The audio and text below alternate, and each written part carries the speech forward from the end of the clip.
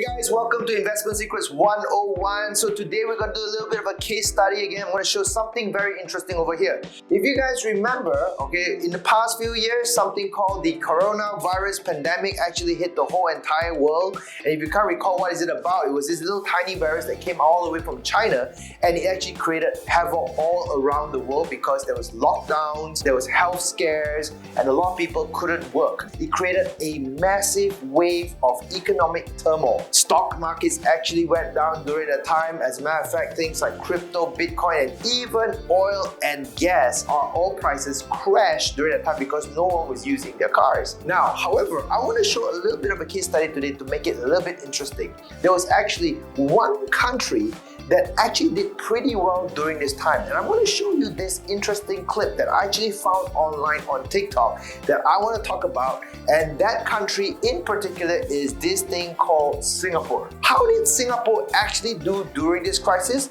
Let's watch this little TikTok that I have right now. And if those of you want to know about it, I'll break this down and share with you how they actually thrive during the worst of times. So if you're ready, let's watch it. Singapore is richer by over 200 billion Singapore dollars thanks to COVID-19. While COVID-19 shook the world, Singapore's foreign reserves under management of MAS and Temasek Holdings have grown by $235 billion. Temasek reported record returns of 24.5% for the year ending March 31, 2021, increasing its portfolio value from $306 billion to $381 billion, with $75 billion of profit. MAS contributed another $160 billion of profits from its portfolio. At the end of 2019, total official foreign reserves amounted to $375 billion, growing to $478 billion by end 2020 and $535 billion by June 2021. This does not even include profits from GIC, which will be posting its results at the end of this month. Assuming GIC contributes another $15 billion of profits, the total from the three entities would be $250 billion. The amount spent on the COVID relief packages so far are about $50 billion, which would still give Singapore a net gain of $200 billion. How did they achieve this? It is due to a robust combination of equities and government-issued securities like bonds, coupled with a strong currency and a global net creditor status. If the global economy is good, it's obviously good for Singapore too. If the global economy is bad but countries are using fiscal and monetary measures to stimulate their economies, Singapore still benefits thanks to its foreign investments, even if domestic GDP is taking a temporary hit. Unlike other countries, which are now taking on humongous levels of debt, pushing the burden on its repayment to future, aging generations, Singapore is actually using debt to optimize the returns from its various investments and be even more resilient in the face of global crises. In this particular COVID-19 pandemic, it has not made the country weaker, but wealthier than ever before. Okay, so isn't that cool? So let's go through this right now again. Now, if you're surprised and if you don't understand that video actually shows that Singapore as a country got a net of 200 billion extra dollars outside of the crisis. As a matter of fact, they actually made more than that. They paid 50 billion to help their nation, and on top of that, after everything else, they netted more than 200 billion until today. So I went to do a little bit more research and I want to share this with you guys. There are more charts like this available and it's actually true. So if you have seen that video right now, you realize that Singapore walked away from this entire 2 years pandemic richer. How much richer? If you look into the official websites over here, they actually are right now at 2021 June. As of 2021 June, 531 billion in foreign reserves sitting in their banks. Cool or not? That's a total of more than 200 billion US dollars profit that they have made during the worst of times. Now, here's more interesting than this. I dig a little bit deeper, and what this means is we actually found out that Singapore has actually got zero debt. If you look at all neighboring countries around Singapore, every single one of them has accumulated more debt ever since the pandemic. Most countries went out there to borrow more money from Thailand, who borrowed more than who now owes more than 265 billion in debt. We talk about Vietnam, who's 160 billion in debt. We talk about Malaysia, which is 239 billion in debt as of 2021. And Indonesia went out with 491 billion, almost $500 billion in debt. With all this coming in, it's pretty common because of all the necessity the government has to take in order to go and fend off the COVID pandemic, fill the medical needs of the people and the social needs of the people. This is what most governments do. But yet, here's the interesting part. not only did Singapore make more money, they end up after 2021 with zero debt. Now, how is that possible right now? So how many of you would like to know how Singapore actually did this? The question you're probably wondering after watching all this is, what was their strategies and what kind of lessons that you can learn from here? So I've taken this time to break down to give you two main lessons that I want to share with everyone over here. Hopefully you can do this in your life so that you can walk away with no debt and tons of money in your bank account. Shall we do that? Okay, let's get started. So, if you're ready for this right now, let's get started with lesson number one. Lesson number one over here is a very weird lesson, and it dates back all the way about 10 over years before. You see, the deal is this. How did Singapore actually overcome this crisis was because they actually failed before. So that's right.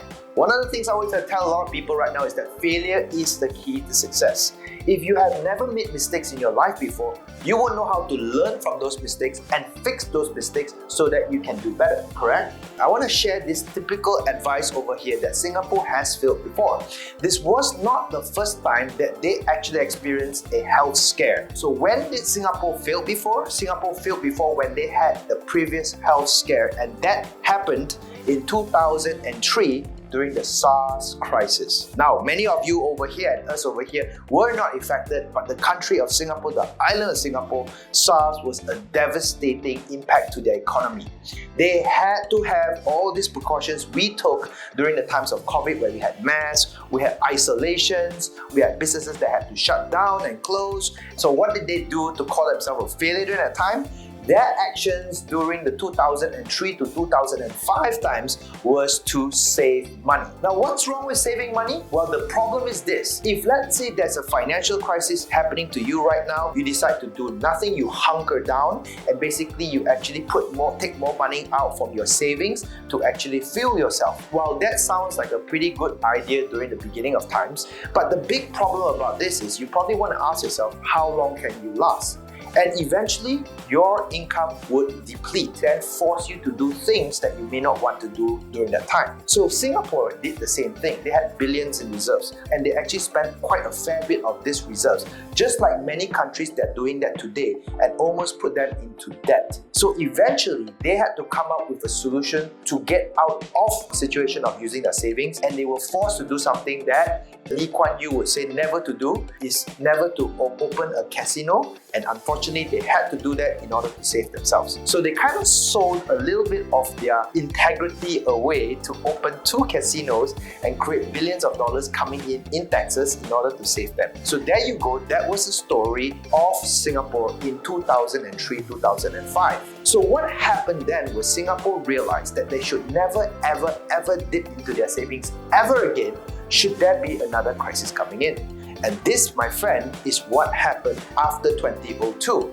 2002, Singapore changed their strategy. They told themselves, we're never going to do that again. We're never going to go out there to do something like this, to sell our souls just to make some extra money coming in. We'll never make sure when there's a crisis coming in to dip into our hands and get into our pockets, to get into our savings. So what was it that Singapore did to create them $200 billion in just 2 years? What Singapore did was they invested during a crisis. That's right, my friends. So what I'm going to share with you right now is something very interesting. Most of you are thinking right now, with so little income generating right now, you want me to take savings out and actually go into investments?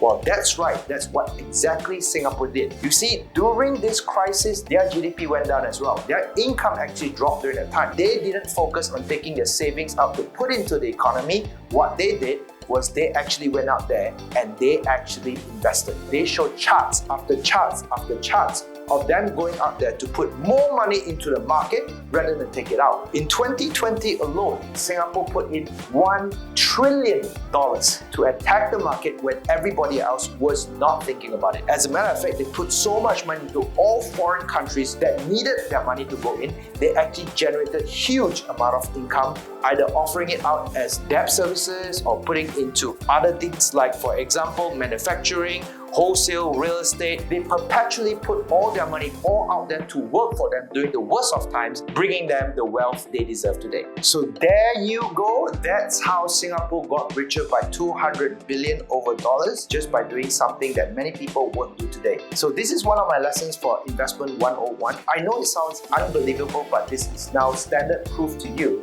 that investments during the worst of times can help you guys over here. So if for those of you who are working really hard in your life right now, focusing on your current salary, don't focus too much on all your income that's coming in. Rather put those savings that you have in the bank account and make that money work hard for you and generate you that investment income. I hope you go out there to get as rich as the people in Singapore and have a prosperous life. Until the next time round, if you've liked the video I shared with you right now, please do share with many of your friends so they do understand and learn from it. And if you like what I have over here, please do like and comment below what else you want me to share, and I will do more to let you guys know how to invest better. So till the next time round, this is Investment 101 and this is Dr. Michael over here sharing you more tips with more information in time to come. See ya!